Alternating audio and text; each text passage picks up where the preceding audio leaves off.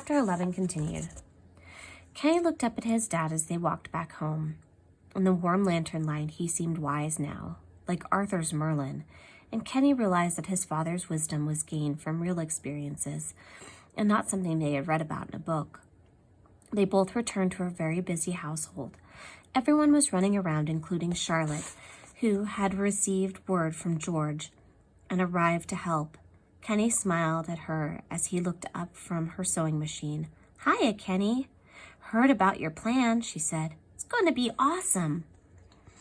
The boy felt his cheeks go warm and looked down at his feet. "I'd better check on Graham," he said, and went out to the barn. The dragon was sitting with George, viewing the map of the hill by candlelight. The two were engaged in a very animated conversation, and Kenny's tin soldiers, building blocks, and a toy dinosaur were scattered about on a faded scroll. It was agreed that Graham should stay in the barn until midnight, so that there were no curious townsfolk would spy on him. Secrecy was of the utmost importance, and they had one night only to prepare for tomorrow's big event. A cool, foggy mist topped Shepherd's Hill just before daybreak on the morning of the big battle. As the sun slowly rose in the pinkish sky, it burned away the fog just as the first spectators arrived. Porky's dad, of course, was leading the group, followed by Old Pop's possum. "Holy smokes," Old Pop said with a whistle. "Something's done happened to the landscape. That dragon's changing it all up." And he was right, for the hilltop had been miraculously transformed. The enormous rocks from the side of the hill had all been moved, arranged on the grassy meadow to form seats of an amphitheater. The seating surrounded an outdoor arena, with the dragon's cave rising up from the center. A faint smell of smoke was in the air, and Porky's dad was sure it was coming from the cave, but he could not see inside. For you see, there were large, richly woven, tattered tapestries covering the entrance to Graham's lair. The enormous oaks and willow trees that flanked the sides were covered with a variety of lanterns and lights, which hung from nearly every bough and branch. The dragon's old upright piano, freshly painted in gold and black lacquer, was nestled underneath a willow covered in half-metalled candles. By lunchtime, the area was filling up at a quicker pace. Vendors had arrived and were selling all sorts of food and ale. Others sold tunics, toys, and pennants, just like the ones Kenny had seen in town. Children ran around the grassy stone seats and grassy aisles playing knights and dragons. More than once, Kenny overheard wagers being made on who would come out victorious. Late afternoon brought a surprise no one in town had expected. By now, most everyone from Round Brook was present, and clearly word has spread to the neighboring villages, for there were far more sightseers than there were seats, leaving some to find viewing elsewhere. All were curious about the large, stately procession that was coming from the east road and heading straight up the hill. One vendor, standing on top of his cart, used his opera glasses to get a better look and cried, "The king! The king is coming!"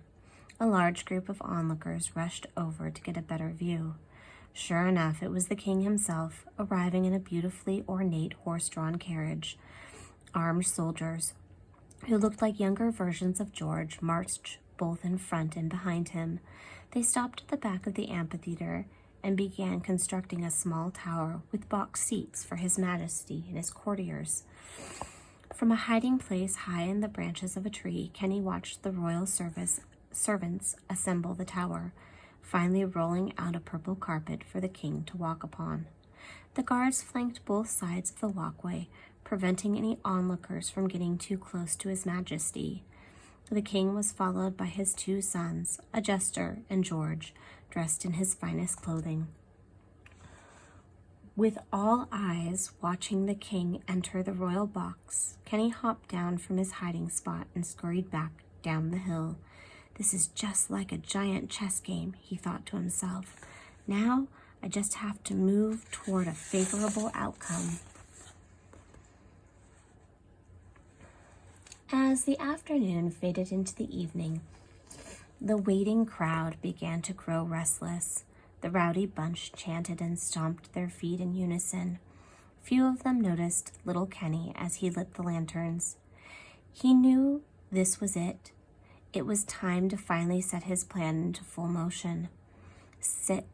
Setting alight the last lantern, Kenny looked down at his mother and gave her a nod.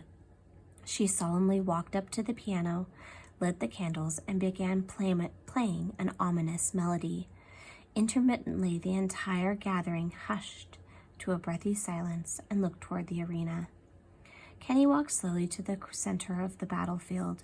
He looked up in total awe. He had never seen this many people gathered together in his life. Strangely, the Riverstone feeling was not present. Instead, he felt a fiery flicker of a feeling, something that cavorted about his insides. This was not a book report. There would be no grade handed to him at the end of this. Either his plan would work, or one of his friends might not see the sun set that day.